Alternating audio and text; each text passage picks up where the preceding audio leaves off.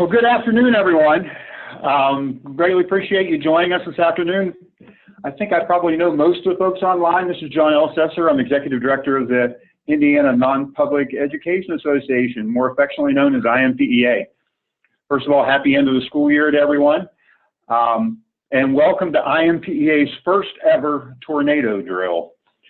I don't know about you, but all the changes that have been coming down the pike in education here in the state of Indiana has kind of made my head spin. I'm guessing it's probably doing the same to you, and it kind of feels like a tornado. So the intent today is to spend some time kind of making sure that people are all looped in on some of the changes that are, or most of the changes coming down the pike.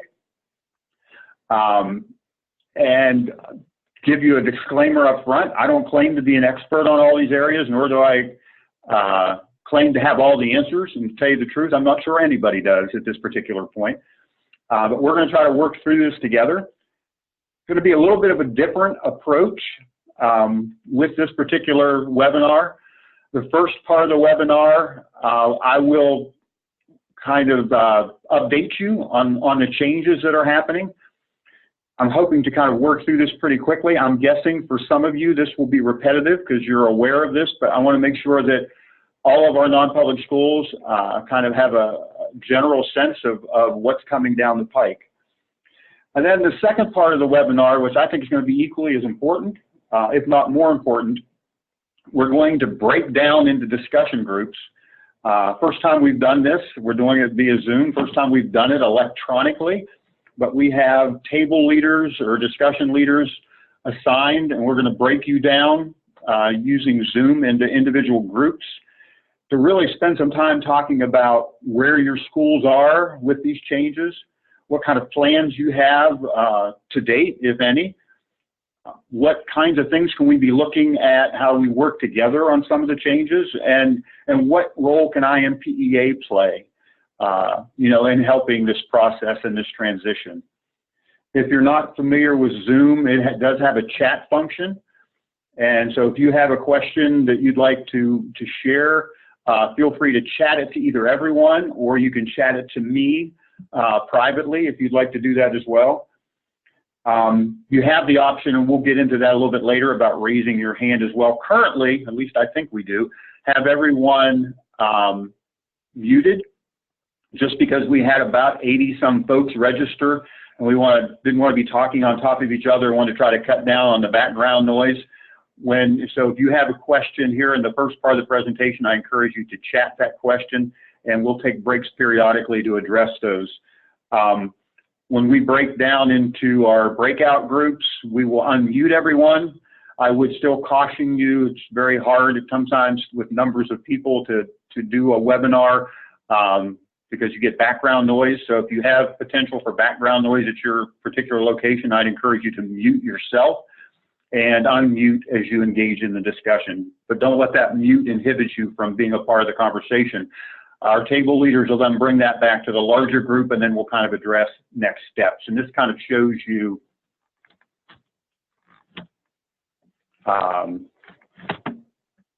the agenda. Hold on one second.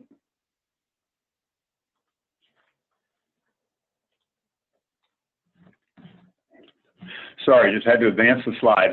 Basically what I said, we'll kind of give you an update on the changes, talk about their impact on non-public schools, how do we get prepared for that if we're not already doing it, and then let's talk about some creative solutions.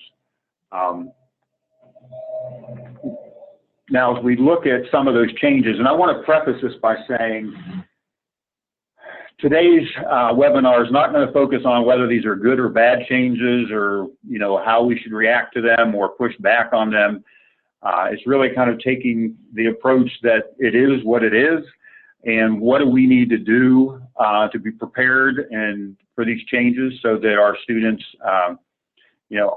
don't face unnecessary kind of obstacles. So although some of these we all may have questions, myself included, we're not going to try to engage much in that debate today. It's going to be more on proactively, what do we do about this? How do we work together to implement these changes? So basically, I'm sure many of you are aware of this. We're talking about changes right now in assessment. talking about changes in accountability and the accountability metrics. There's been some legislation passed in the last couple of years that deals with different types of curricular changes or training changes in terms of teacher training. And then kind of the big elephant of the last 16 months or so, graduation pathways. So a lot of that will be high school focused, although I think it's very important for our elementary folks who've joined us to be aware of that. And there's some pieces that fall back to the elementary level as it relates to graduation pathways as well. And then, probably one of the biggest topics right now in education across the country is school safety. Won't get into that extensively today, but we'll talk a little bit about some legislation that was passed that deals with school safety. There's also been changes, and I've heard from a number of you around choice school monitoring. Not going to get into that extensively today. If you have particular issues you want to make us aware of, please email me. We have a meeting coming up with the Department of Ed staff who work in the choice arena next week. So if there's things that you'd like to make me aware of, please do that. We had another webinar this morning with the IMPEA board around the LINK initiative. If you've seen that, DOE's changing how they do business electronically, and won't get into that today either, but be looking for more information coming out from IMPEA as it relates to this LINK initiative and how we electronically communicate with the Department of Ed. I know, like you, the frustration, I've had conversations with many of you around the continuous moving targets. We seem to be in a kind of constant state of flux, which just makes it very, very challenging for school leaders and teachers to kind of plan, because you're not sure what the end in mind is, because it continues to change. But let's walk through these changes quickly, and feel free, as I said, to chat any kind of questions that you might have, and then we'll take it from there. Let me see, I have a couple of questions already. I see someone, maybe, okay, they have sound. Angela, you're on, good. Just wanted to double check. So let's jump into assessment.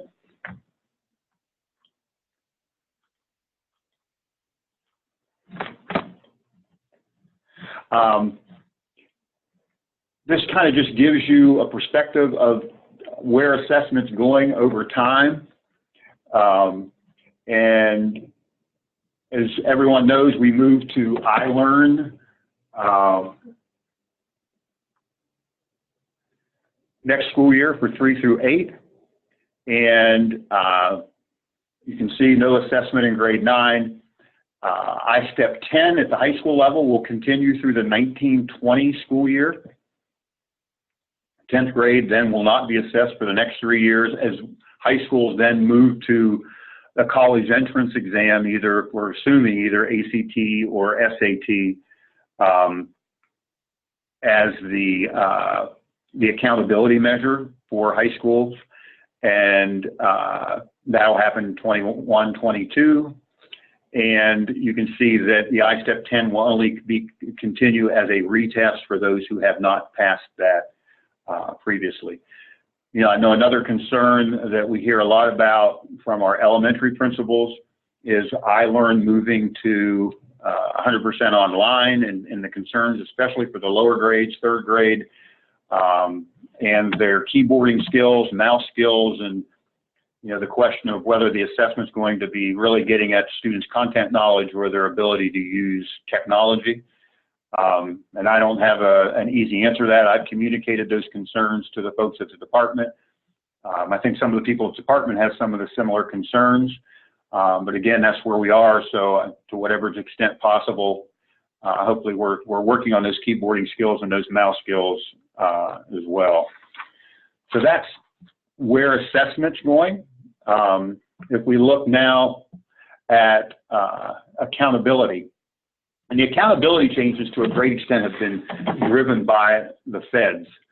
As everybody knows, ESSA was reauthorized, and a part of ESSA deals with assessment and accountability. And the feds have required some additional indicators in the assessment model, and you can see what I have in front of you right now is the 9 through 12 assessment. On the left is the sustained accountability system as it stands, and what the Fed's accountability system would look like. what the Indiana State Board of Education has decided to step back at least for a year, which means at least for public schools, there will be two accountability measures that they will be receiving. They will be receiving the state's A to F grade based on the state system on your left. And they will also receive some type of an accountability measure. We're not sure that it's going to be A to F or something more simplistic because the feds don't require A to F. I think they only require 3 different categories. And so public schools will have both of those.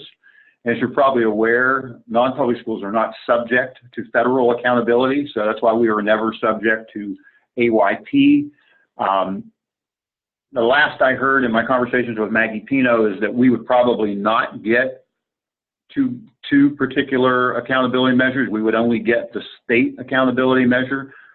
But I would very much encourage you to tune into the federal measure because I think in the very near future, they will try to go to one measurement, and it will be the federal measurement. So as you can see on the high school model, the additional indicator is English language proficiency, and that's being required both at the high school level and at the elementary level, and you can see it reduced the growth in the achievement measure to allow for that English language proficiency. As we look at the elementary indicators, we currently function with a 50% achievement and a 50% growth score. Again, they added 10% for English language proficiency. And the feds also required in accountability that elementary schools have or that elementary and high schools both have a multiple measurement. At the high school, we've always had that with the college and career readiness component. We did not have that at the elementary level. The department has proposed, because they already have the data readily available, to use chronic attendance issues as a indicator, realizing that if students have chronic attendance problems, it's going to impact their performance. So currently they have a 5% factor in the federal side on attendance. I'm not sure when they move to one system if the attendance is going to stay, because the state board had some proposals out there that did not include the attendance. It included some other indicators, but they got pushed back, and that's why the state board decided to table it for the time being, and why we'll have at least for one more year 2 different accountability measures. Let me stop there briefly and see if there's any chat questions, or if you have any chat questions, feel free to share.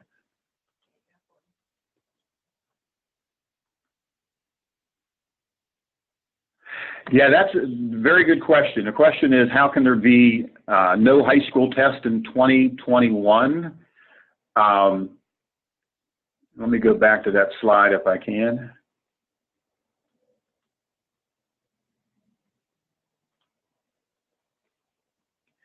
And there is the elementary measure.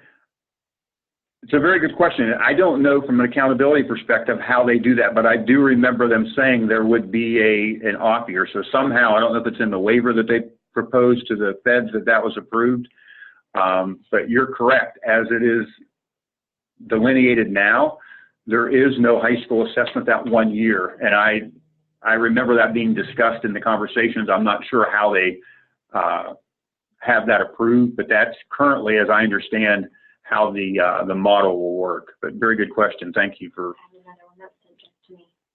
Okay, another question. Hold on a second.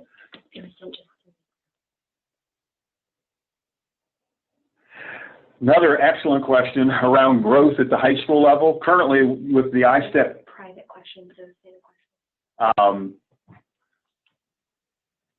There's another question about will there be growth included in the high school system? Currently with ISTEP 10, they do have a growth measure in there. What the state board had proposed and got pushback on was no growth measure at the high school level. There is some conversation that if they go to SAT as the accountability measure, that they would use PSAT and SAT to get a growth score. But there was pretty significant pushback on not having a growth measurement at the high school level. which I think was part of why the state board tabled that. So that's something we're going to have to watch, and I certainly would be a proponent, as I know our public school friends are as well, that we need to have a growth measure both at the elementary and at the high school level. So we'll kind of keep that, but as it is now, the growth measure is in there, both on the federal side and on the state side. And I think maybe the state board got enough pushback that hopefully that they'll realize that. All right, and you have another question that we got. It says, any changes in the works yet for college and career readiness benchmarks in the school grading formula? Yes, good question again. I'm not sure who that came from. Currently, and this has already been integrated, but once we get into the graduation pathways conversation, you'll see that there's been some additional assessments that have been added. One of those is a CLEP exam, which can be used as a part of that college and career readiness component, as is Cambridge International educational program. Those two things have been added currently to the college and career readiness. I don't know whether there may be others coming down the pike, but as I understand, both of those have already been incorporated in anticipation of being used in the graduation pathway. So yes, there are some changes coming down the pike, and we'll kind of monitor that to see, depending what the state board does when they untable the particular issue.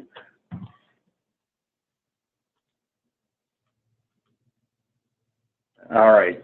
Some of the other changes that people need to be aware of deals with legislation that passed both in 2017 and 2018. High school folks are probably well aware that in the coming school year, passed in 2017 was the addition of an elective being offered in both ethnic studies and Indiana studies. Again, those have to be offered. If the school's policy is you have to have so many students in a particular class to offer it, it does not necessarily have to be taught, but it has to be available. Those are the main curriculum changes that we're seeing. And then as we get into the training piece, which has really become, I think, problematic, because every societal ill has now equated to additional training put on teachers. And when you're talking about the safety of children, it's hard to push back too much on this, but I've tried to make a point during legislative hearings about the numbers of trainings that are being required of our teachers.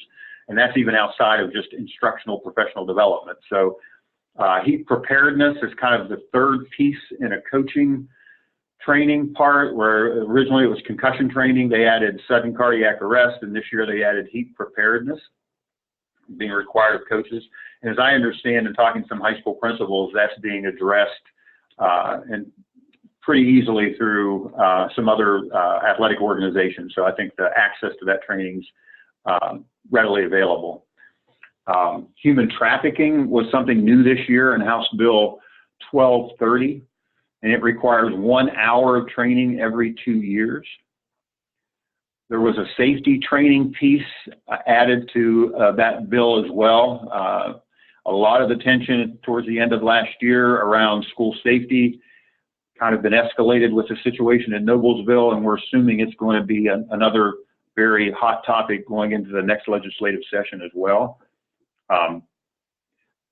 The safety training does not require a particular time at this particular point, but the safety bill that was passed, originally the requirements were much more significant, much more cumbersome for non-public schools, and we were able to kind of push back on that, where the particular bill basically said non-public schools need to have a safety plan, they need to engage in safety training, and that they need to engage in evacuation and emergency drills.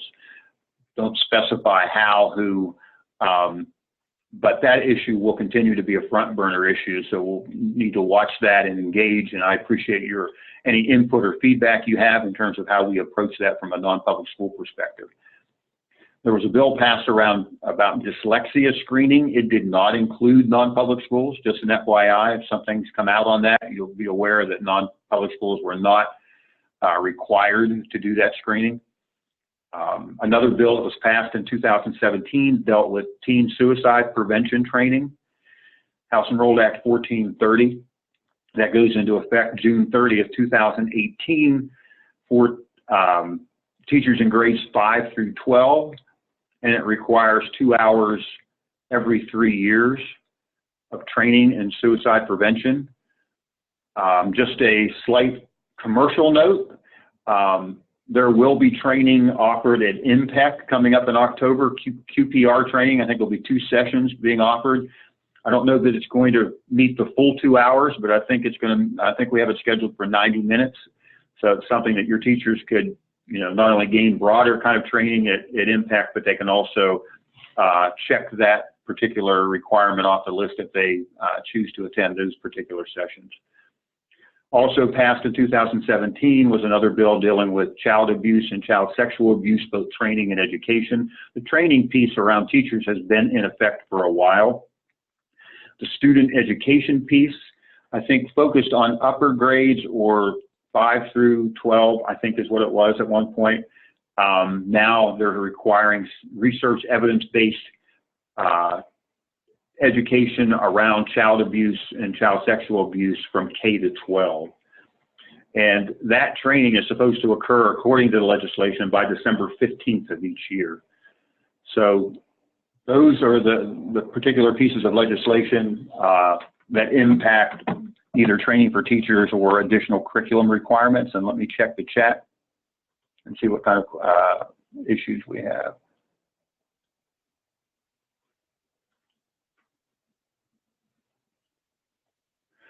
Sally Sternberg mentioned that there's limited seating for that QPR training, so if you're going to register for that, make sure you get there pretty quickly and get registered for for IMPEC as well.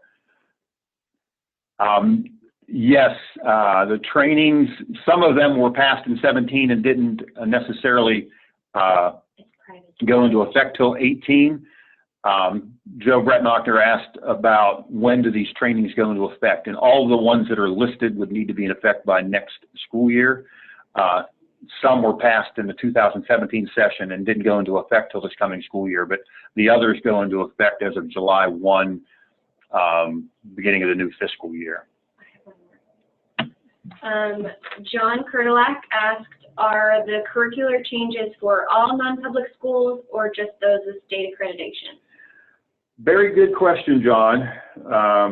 And most of the legislation that comes out, not all, most of the legislation revolves around state accredited non-public schools.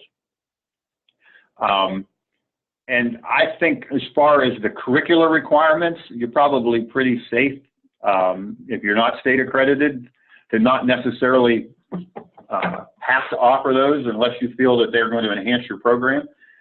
But things that are relative to school safety or child safety, even though it may say state accredited, I would encourage all schools to participate in that, especially if you're a choice school and receiving state funds. That from a public optic perspective, I think it's healthy not only for the safety of your kids, but also to engage in those. So I would kind of keep that lens in mind. I usually tell folks there are some things that are not required by law, but they make sense. And that's really what we prefer to happen. If the state doesn't tell us we have to do it, we do it because we believe it's important, and we do it before the state tells us we have to. It's one of my messages with Dr. McCormick when I met with her about school safety is that we're, we're very committed to keep our kids safe, whether the state tells us we have to keep them safe or not. So, and I think that's been our approach in general. The more we police ourselves and do things on our own without the state having to tell us, the less the state's going to come and try to add additional regulations on. I have another chat question here. Let me check it before we go on to the next. How is the state going to check that teachers have the training? To my knowledge, they are not. Now, I don't know if they at some point will include, if your teachers are state licensed, whether they're going to include that in a licensing application renewal. I'm not sure. I do know that one of, I think it was the human trafficking bill, said that, that particular training could count towards, professional growth points. So they're trying to kind of integrate that with licensure renewal. But I don't think there's going to be a training policeman come in and look at your log, to my knowledge. I just don't think they have the capability of doing that. And again, I think we do things like this because we believe that that's in the best interest of our kids, not because the state's going to be coming looking for us to determine, you know, the big brother's watching. Let's move on here. Kind of the big elephant for the last, at least for me, for the last 16 months, a bill that passed in 2017 charged the State Board of Education with creating graduation pathways. And many of you've kind of been involved in this conversation, so you're probably as aware as much as I, but there seemed to be a belief that in our high school programs, we were leaning more towards kids going to a four-year college, and things were structured that way, rather than kids who may be going into the military, going directly into the workforce. And so the intent was to broaden that, because as everybody knows, prior to the graduation pathways, students had to meet their diploma requirements and pass a GQE, which has either been ECAs or has been an I-Step 10. And the belief was that was too narrow. They wanted to broaden it, so they've come up with a three-tiered approach. And I'm going to walk through this in pretty great detail just to make sure we're all on the same page, just so people are aware. The new graduation pathways are required for graduation for next year's 8th graders, which means the graduating class of 2023. But the state is allowing students and schools to opt into these pathways earlier if they have a student that's really struggling with passing the GQE and has taken it multiple times, has been remediated, that they want to provide these additional options early if the school has them available. So it's something to kind of to keep in mind. I do believe that it started out very simplistically, and philosophically I was very supportive of the idea of making it broader, that not all students necessarily have to go to college to have a successful life and to make a good living. But like anything, and I'm going to try not to let my bias come out too much, although anybody who's heard me talk about graduation pathways knows I have a bias. I sat on that panel. But there seemed to come up a belief that kids were coming out that weren't college ready nor were career ready. And so the process has become a good bit more complex. And we'll kind of walk through that. And there's a lot of inherent challenges to that. I don't know, like I said, I don't have all the answers, nor do I believe anybody has all the answers at this particular point. But let's kind of at least make sure we're informed and as prepared as possible. The 3 tiers basically involve the student to be able to graduate, have to meet diploma requirements, and we'll talk specifically about these 3 things. They have to demonstrate employability skills, and there's a number of ways to be able to do that. And they also have to show post-secondary ready competencies, and there are 9 of those, and we'll talk about those. And you can see here in the next slide, if you've tuned into the pathways, I'm sure you've probably seen this before.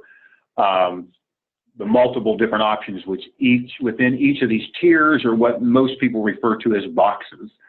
You can see the 4 diploma options, you can see the 3 employability skills options, and the 9 post-secondary options. And I think as we talk about these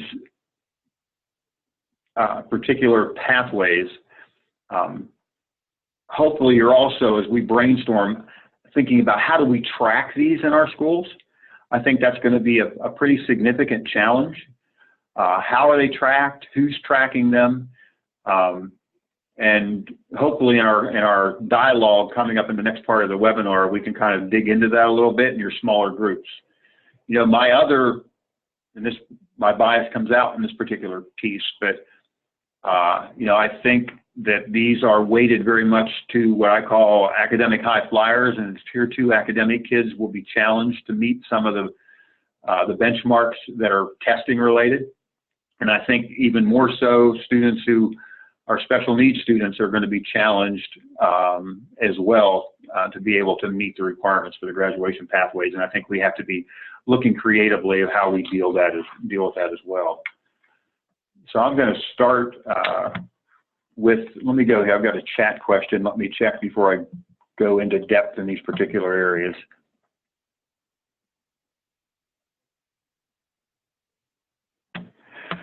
The question that came to me privately is that tracking the responsibility of the school or by the individual teacher.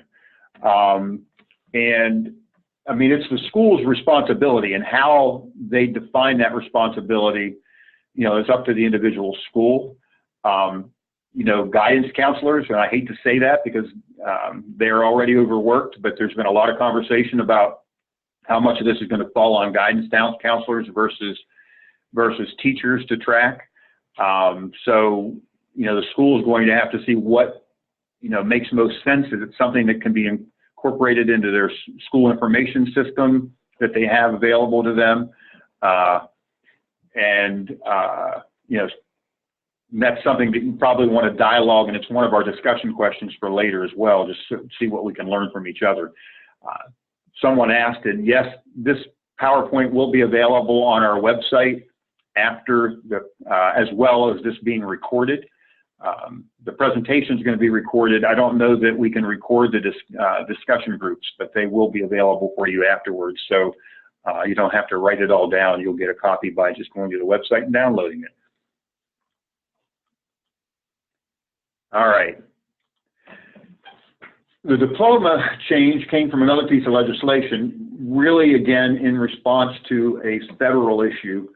If you followed that in the newspaper, the feds came out and said that you could only count for your graduation rate from a federal perspective those who participated or reached the diploma of preponderance, the one that was most oftenly used, and anything more rigorous. That left out the general diploma in the state of Indiana and about 8,000 kids.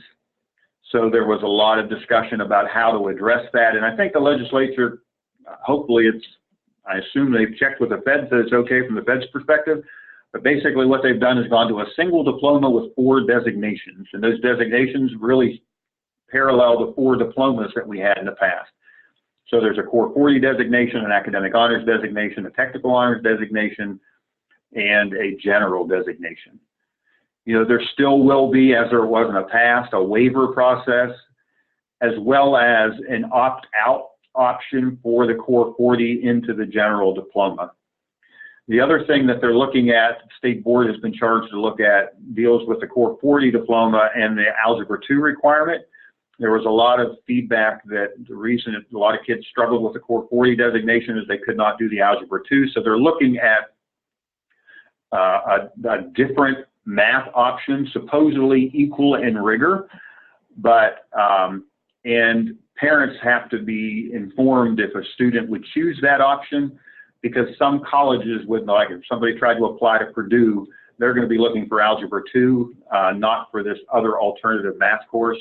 So there is something in the law that requires parents, before a student can take that alternative math, be aware that that may impact their application to certain colleges. So those are the diploma, not a whole lot of issue there, not a very significant change, just from diploma to designation.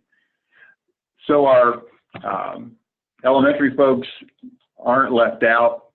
As we get into this whole graduation pathway conversation, one of the things that was very clear in some of the meetings that, you know, students can't jump into 9th grade and then all of a sudden start figuring out what pathway they need to be involved in. It needed to happen earlier. So what the pathway panel recommended is that at the elementary level, we become much more formalized and more intentional about career awareness and career exploration. And we heard predominantly that, you know, around grades 3 to 5, that there's some opportunities for a kind of career awareness for students to start thinking about careers, and then getting a little bit more serious in terms of career exploration in grades 6 through 8. And you can see there are a number, I'm sure all of our schools, elementary and middle schools, do something around careers, I'm sure. I think this is just really trying to suggest it be more formalized. And you can see on this slide, there are some different programs or resources that are available to folks out there that you might want to take advantage of in terms of how you go about that in your elementary and middle school.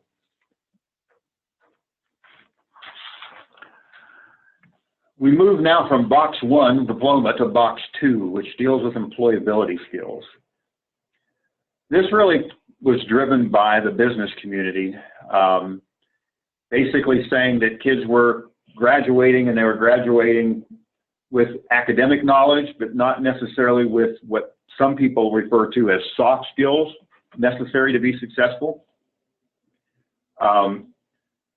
So the state board came up with the option of this second tier where students have to be able to, within their within their high school experience, to be able to demonstrate in some way that they have mastered or been exposed to certain employability skills.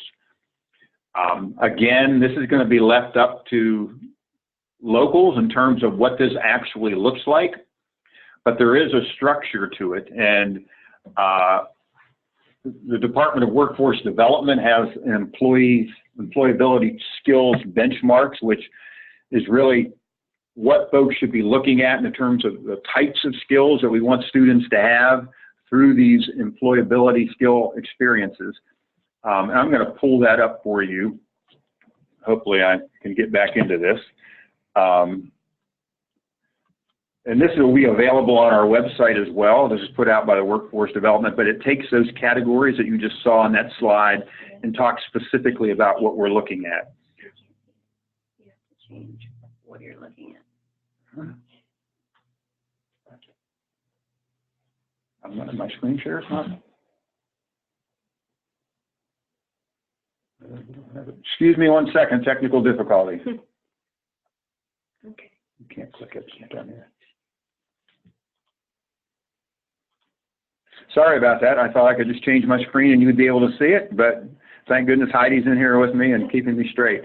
But this shows basically the different skill sets that Workforce Development believes kids need to have, and it falls into these categories of mindset, learning strategies, self-management skills, social skills, and workplace skills.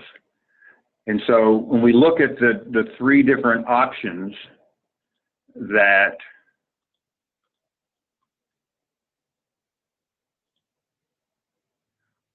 are involved in the employability skills, we need to make sure that these are the kind of skills that we're looking at having the students demonstrate.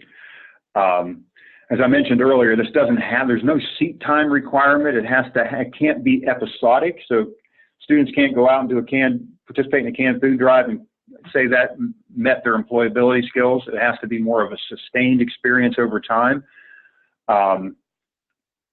But again, it's not based on particular seat time or courses. It's based on experience. And there's really 3 different options that are available to students to demonstrate these, either through a project-based learning experience, through a service-based learning experience, or through a work-based learning experience. And you can see different examples here on the slide of ways that students can participate in one of those 3. Most of our schools, many of our schools anyhow, require some type of service involvement for graduation. So I'm guessing that many of our schools may lean towards that service-based learning experience. And one of the things that's important with any of these options is there needs to be some summative project or evidence that they have completed that. And I'll show you some examples of what they're looking for. Many of the pieces of information that I'm conveying, I'm pulling directly from draft guidance that the state board has put together around graduation pathways. That guidance has not been formally approved. It's still in draft form, but I have permission from the state board staff to make that information available to you. It's very extensive. It's like 58 pages long, but it gives you examples around not only the employabilities, but the whole graduation pathway process. And that'll be on our website as well. Under service learning, and we'll talk more about that in a second, I mean, there's also the opportunity for participation in curricular and extracurricular activities as an option to demonstrate that. According to the definition, it has to be meaningful participation. I'm not sure exactly what that looks like. But that's an option as well. You know, and my hope is, and I think it's going to be very easy for it to happen, it just becomes a checkbox. But I think a number of these things we are doing at some level in our schools, and we'll just need to formalize it somewhat. You also have a work-based learning experience option. There's also a program, and I don't know if I can pull it up here, but a governor's work ethics certificate that had been piloted the last couple of years and is now going to be more broadly available, including non-public schools, where teachers can basically refer students that they meet a particular work ethic criteria, and that would meet this work-based experience as well. Let me see if I can pull it up without too many technical problems here and see, you can see a little bit more. Oh, maybe not. Not coming out as an option for me. Now let me try something else here. Hold on one second. Oh well, I will try to come back to that, or it will be posted on the website. It just goes through examples of what types of behaviors they're looking for, and that 3 teachers have to verify a student meets these particular behavioral requirements.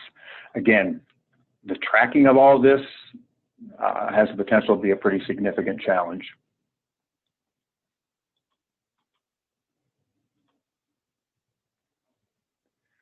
As we look at service-based learning, and I kind of pulled this one out in particular because I thought a lot of our schools may opt for this, and the indicators that they mention is that it has to integrate academic study with service learning, so there's a connection between what's being studied and an experience that the student has. It's reflecting larger social, economic, or societal issues, and it has to be done in collaboration with students, schools, and some type of community partner. I think most of our schools are doing those kind of things, and they talk about design principles, that it has to be meaningful service, a link to the curriculum, reflective in nature, has some diversity to it in terms of opportunities, that there's some youth voice in terms of what they select to do, has to be done in partnership, there's some monitoring of progress, and that it can, again, not be just a one-shot deal. There needs to be some duration and intensity to it.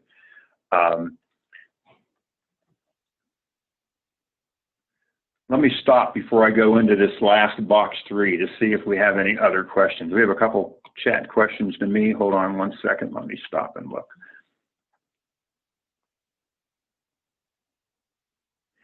You know, Ben Potts had a question about what counts as it relates to employment. And if they are paid for it, it's not something that they're required to do. But it can't just be them being employed. The employer has to write off on it, and there has to be some summative kind of thing that they have to submit in terms of their experience, showing that they've either demonstrated or have a knowledge of these employability skills. But a job, and I don't know that I mentioned that with the work-based learning, an after-school job, a summer job can count for that. But it can't be just a job in and of itself. It has to be a broader experience.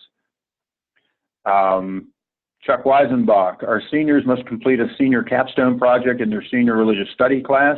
Would that meet the requirements set forth in the project-based learning experience? You know, Chuck, my guess is yes. I'd probably have to look. You know, it could be even in the service-based learning experience. But capstone projects are an example that they use in terms of these employability skills. So my guess would be yes. I know at Chatard they have kind of a summa cum laude process too, which that may have, you know, be able to be used as well to do that. some of those kids, though, would be able to meet any of the requirements, I'm sure. So I would think anything as extensive as a capstone project would qualify to meet those box 2 requirements.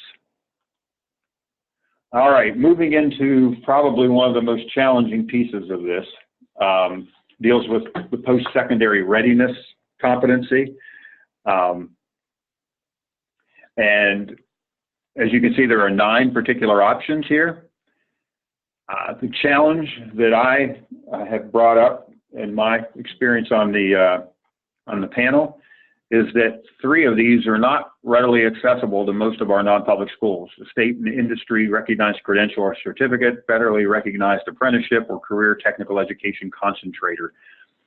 And, you know, we've been struggling around the state with getting access to career tech options. And to be able to use that as an option, you have to be able to get 6 credits in a particular career sequence and maintain a C average. So those 3 may be accessible to some, but not readily accessible, which means the vast majority of the other options are testing based, which again, I say our academic high flyers will have no problem. Our tier 2 kids could struggle with meeting some of those benchmarks. And so that's a concern, and why we need to make sure that we're, of the options that are currently available to us, that we're trying to take as full advantage of those as possible. The other kind of million-dollar question deals with locally created pathways, and we'll talk a little bit about that as well, in terms of that as another option for our folks. I don't know how many of your schools have in the past, you know, used ASVAB.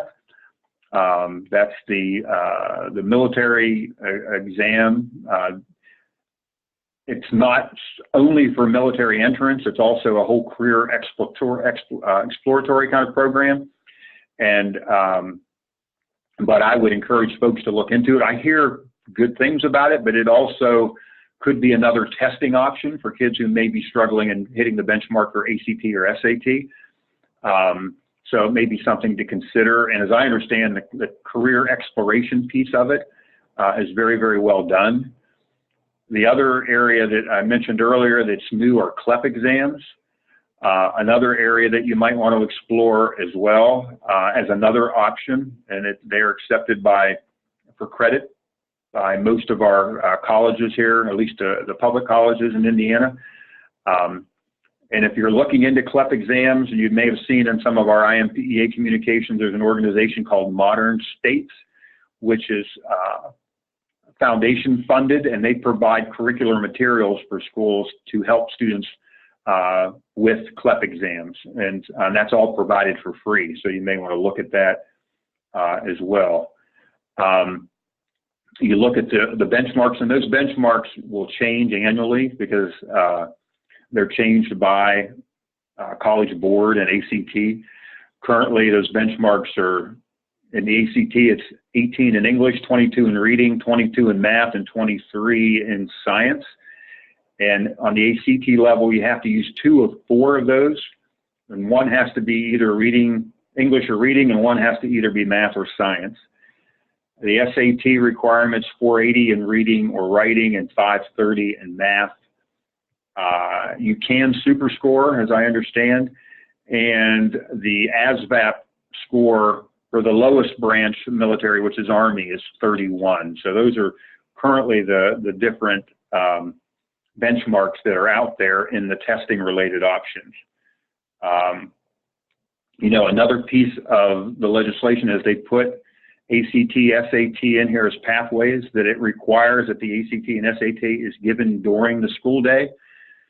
They have concern, which I know is going to be a challenge for some places, but their concern was accessibility, and if in some areas of higher poverty, kids may not have access to transportation to get to a ACT or SAT testing center, so that's why they're saying it needs to be offered at the school.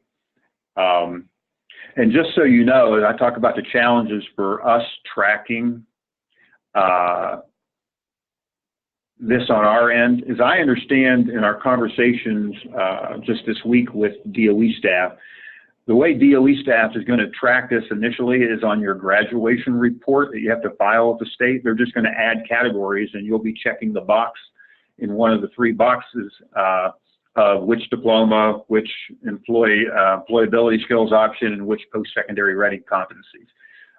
So it's going to be pretty simplistic in terms of how you report. So a lot of it is falling on the local level. If it stays that way over time, I'm not sure, but that's how it currently stands. Let me stop there a second and check I've got a number of chat questions here. Let me see if we can answer some of those. I just gave you the ACT benchmarks, and it's not the composite score. It's based, you have to have used, you have to meet those benchmarks in 2 of the 4 categories, as I mentioned earlier. It's always a moving target. This is a private question. How will we know when someone qualifies? If they test in their junior year, is it based on what the cut score was for the previous year? I think my guess is it's going to be based on the year that they're tested, whatever that cut score is, not the previous year. And I don't know that that's addressed. You may know as well. I don't know if that's addressed in the guidance, but my assumption is the year that they take the test, they're going to be bound by that particular cut score. That would be my assumption. Any other questions? All right, let me talk a little bit about locally developed pathways.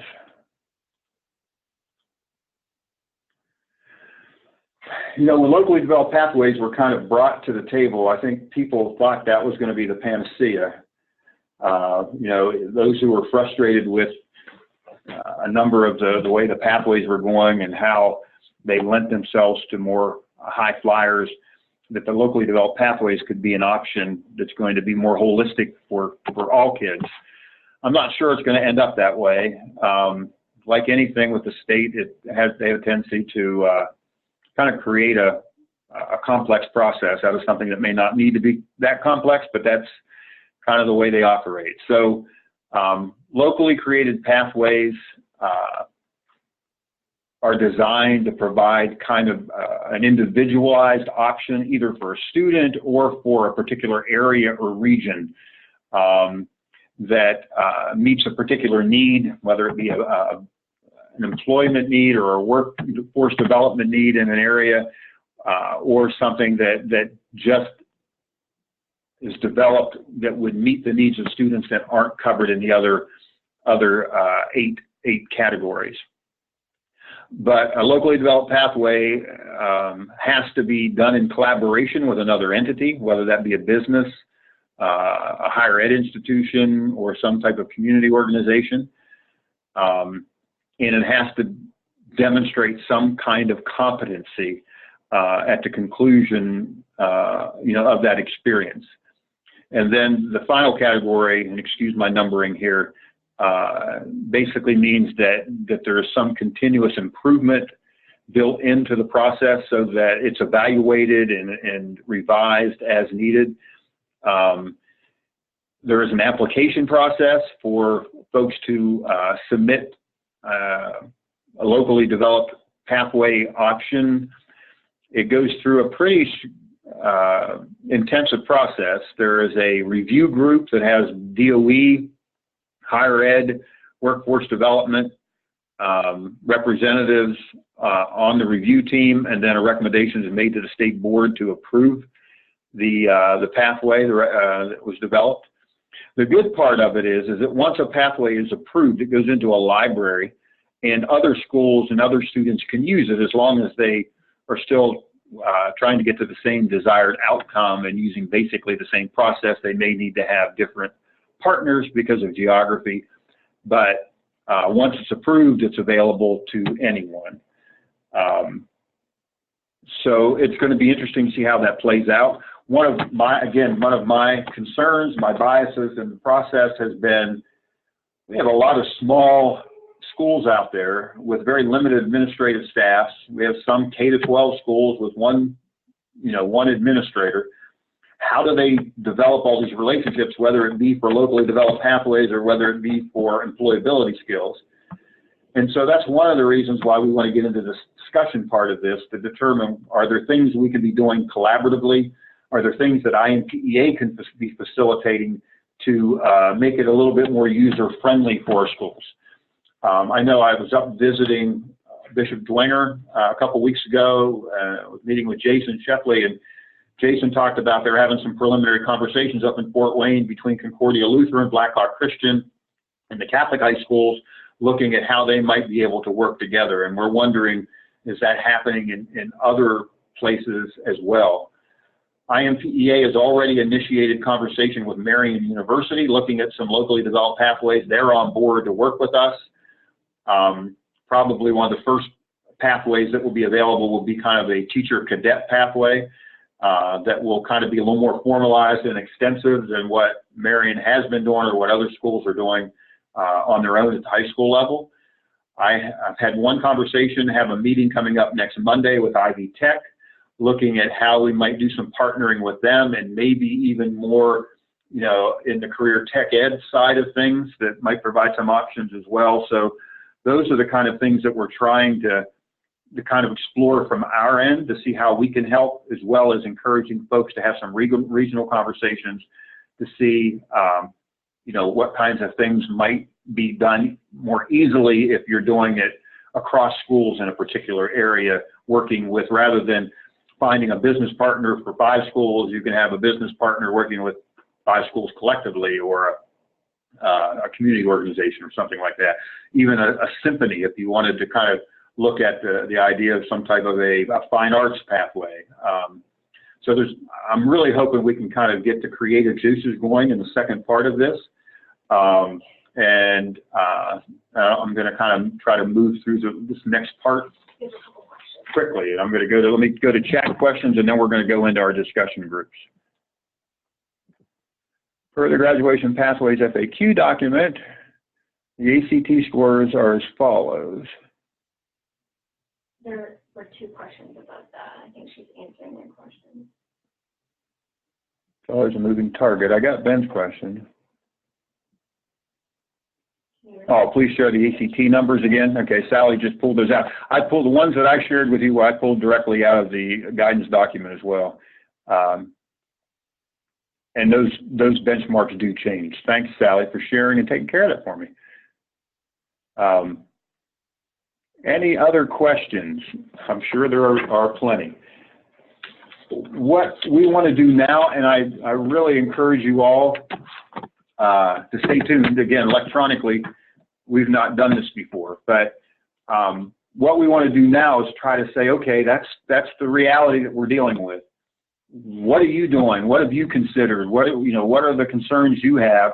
And I would caution you not to get derailed in the complaining about the process, but more looking at solutions. There'll be a time and we can look at complaining or other kind of legislative remedies, but that's next year when the legislature comes in. But currently, because I was having a conversation with Ben Potts at a meeting this week, and we have 1 year really, because those 8th graders will be 9th graders next school year, and we need to have our act together as they come start our schools. And really, hopefully our elementary schools kind of jump into this, with those 8th graders in particular in this coming year. So what we want to do now is spend a little time. I have control. Okay, Next one. I need control for the next 2 slides. Here's what we're going to ask you to talk about. These discussion questions are broken down into 2 areas. One deals with the employability skills and what's the game plan, how to address that. And the second question deals with the post-secondary readiness piece. So what concerns do you have about some kids not meeting one of those pathways? What ideas do you have around locally developed pathways? Have you looked at anything more formalized in your area?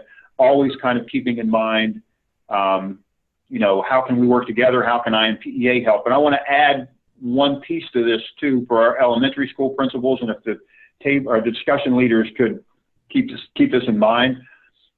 What kinds of things are you doing now, and what kind of things might you consider doing in that whole career awareness, career exploration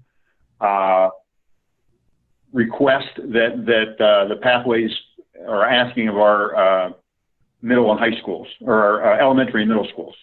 So if you could, we're going to spend some time, probably about 20 to 30 minutes. We will send you, the table leaders, a reminder that you're halfway through, and then we'll give you a minute at the end to kind of to clean up, and then we'll ask the table or the discussion leaders to come back and to report back the takeaways from your particular discussions. We will be unmuting all of you, so if you need to mute yourselves because of possible noise in the background for your local discussion groups, please do that. And let me see, I have one chat question here that I'll check before, in case it's relevant to this. Oh, okay, yeah, Sally, we're going to be doing 10 to 15 minutes for each of these 2 areas of discussion. And then text me if you all have any issues, or chat with me if you have issues technologically in your groups. And if you get finished way before that, let me know that as well. I'd encourage you, when you start your breakout, that you allow everybody to introduce themselves so you kind of know who's in your breakout area, and then just jump into the questions. And with that said, take just a second, and Heidi will be breaking you up into your groups. We do have, I think it's 7 or 8 table or discussion leaders: Ben Potts, Mary McCoy, Sally Sternberg, Kenny Rolls, Michelle Pryor, Amy Johns, Marie Williams, and Mark, and I always mess up Mark's last name, Curtis. Mark from Marion. I don't want to mispronounce his last name. So you will be broken up into groups, and we'll keep you posted on time, and then we'll get back here after you have some opportunity to discuss.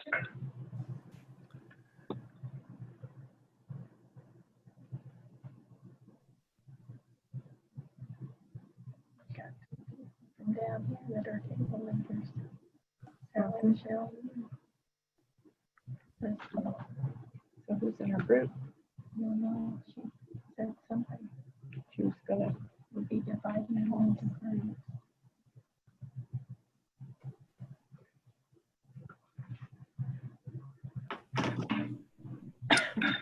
Hi everyone, this is Mark Kurzeder. Can you hear me? Yes. I can hear you, Mark. I can hear you. I can hear you too, Mark. All right, should we go around the virtual table Mark, and do you're not in your introductions? group yet. Oh, I'm sorry. You're not in your group. Everybody's here and you may not be in your group. Just hold 1 second. Oh, you'll get a pop-up message that invites you to a particular group. You just need to accept that or join the group. Everybody will get that. So once you have that, you'll be in your group. Heidi's putting you in those groups as we speak.